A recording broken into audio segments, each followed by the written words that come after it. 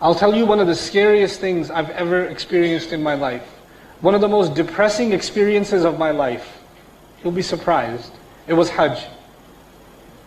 Hajj, and I've only done one Hajj. And it's supposed to be the most joyous occasion of my life, and I was very depressed. Eventually I was happy, but I was very depressed. You know why I was depressed?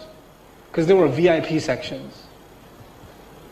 I was depressed because there were people with a different kind of passport treated differently. I was depressed because, people were not concerned about each other at all. If you wanted to take somebody and say, if you told somebody, in Islam, everybody's treated equally. In Islam, the wealthy and the poor, and the black and the white, they're all the same. We are all slaves of Allah. That's the beauty of Islam. That's why Bilal accepted Islam. And he could stand next to Umar and pray. And I give them all that theory, and I say, let me show you Islam, and I take them to Hajj. This is your Islam? Seriously? Maybe I have bad eyesight, or maybe this is a different religion or something. Where in the world am I going to take them?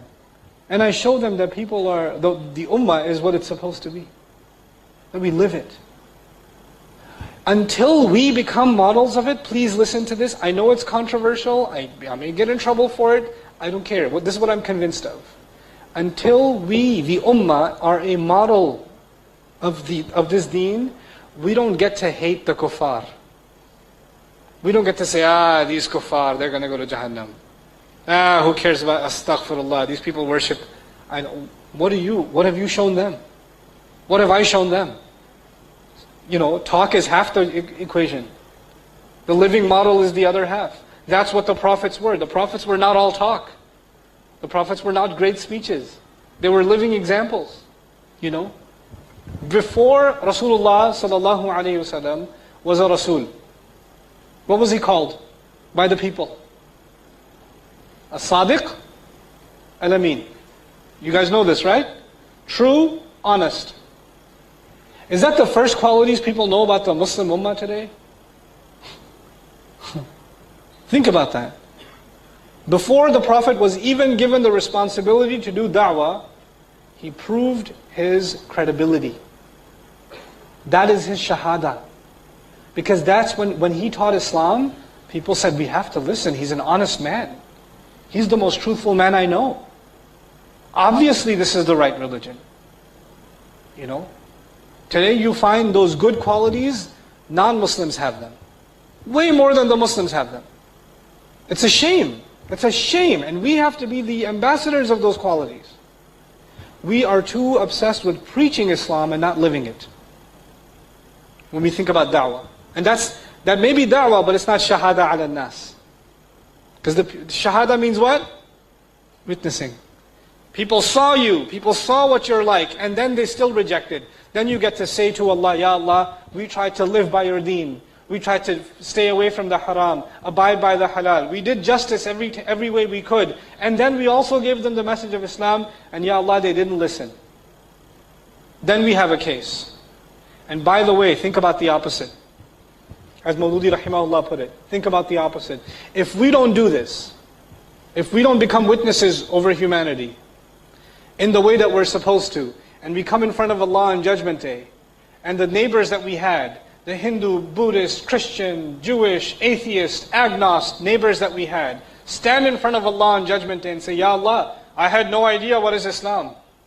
And Allah will say, didn't Abdul Karim live next door? And Abdul Karim says, yeah, right here. Abdul Karim, they're saying they didn't know Islam. But you live next door. Yeah, but I owned a liquor store and we used to go to movies together.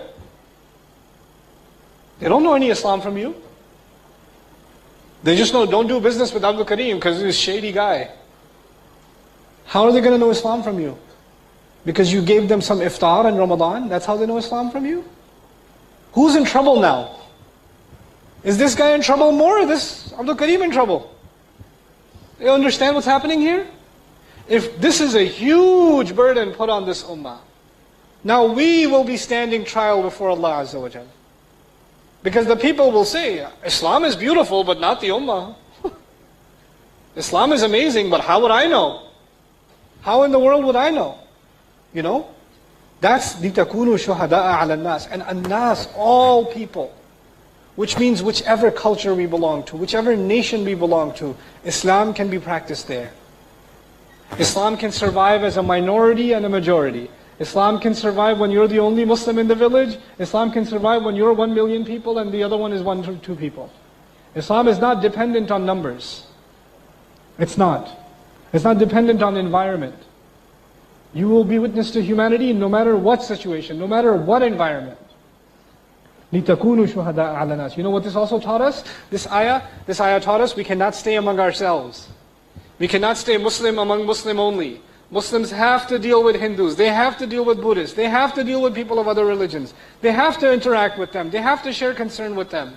Because they're people of Ibrahim. Ibrahim never stayed in one place, did he? Always dealing with other people? Always concerned about other people? You know what, anybody here know what Ibrahim a.s. did with the people of Lut?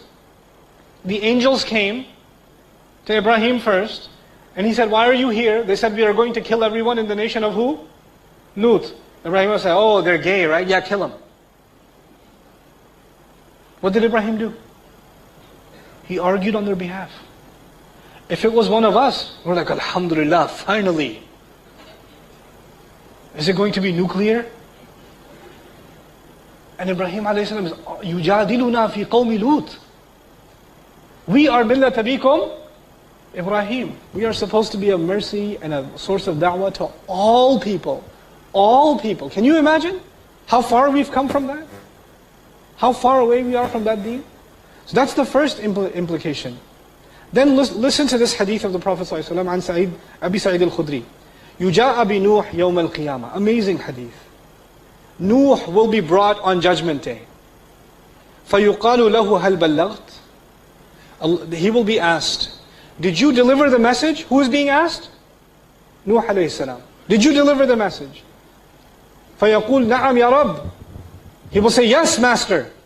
I did. I delivered the message. فَتُسْأَلُ أُمَّتُهُ. Then his nation will be asked, هَلْ بَلَّغَكُمْ. Did the message reach you? فَيَقُولُونَ مَا جَاءَنَا مِن نَذِيرٍ. They're going to say, no, nobody came warning us. Nuh is saying, I did my job. His entire nation says, no. What are you talking about? We didn't have any warner. We didn't have any messenger. فَيَقُولُ مَنْ شُهُودُكَ.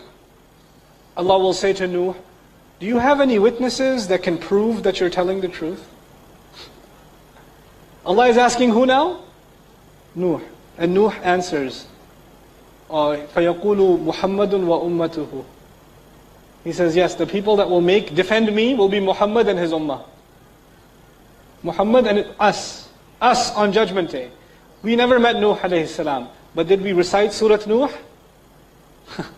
Did we recite ayat of Nuh? Did we know that he delivered the message? This Quran, we believe it. And so he says, فَيُجَاءُ بِكُمْ فَتَشْهَدُونَ. Then Allah will bring all of you and you will all testify. Yes, Nuh delivered the message. We learned that in Quran. Allah made us a witness against the people of Nuh on the Day of Judgment. Even against them. We're not just a witness against the people who live in our time, we're even a witness against the criminals of all history. And it also means we are witness in favor of all of the believers of the past. I'll give you just one example. Shahada ala nas. Ashabul Kahf. You guys know the famous story, right? Ashabul Kahf. If the Quran did not teach Ashabul Kahf, these fitya, these young people, everybody in the world would have believed that these are Christian saints who believed in the worship of Jesus. That's what the whole world would have believed. That these were saints. There's a church in their name still. There are churches in their name, Jacobite churches. Nobody came to testify and say that these were believing men. These believers were good men and they didn't do any shirk. They stood by Allah except Quran. And through Quran, this ummah testifies for them. We're the ones who came to defend them. This Quran, through this Quran, we will testify for all the believers who have ever lived in history, which nobody knows about. And we will be their witnesses. We will be their backup. This is, subhanAllah, rahmatan lil alameen. The messenger is a rahmah for all the nations of the world in the future and in the past. Even in the past, subhanAllah. Even for people that we've never heard of. You know, people in history that we don't know where they're buried. But they believed in La ilaha illallah, we will testify for them. This ummah is so honored, subhanAllah.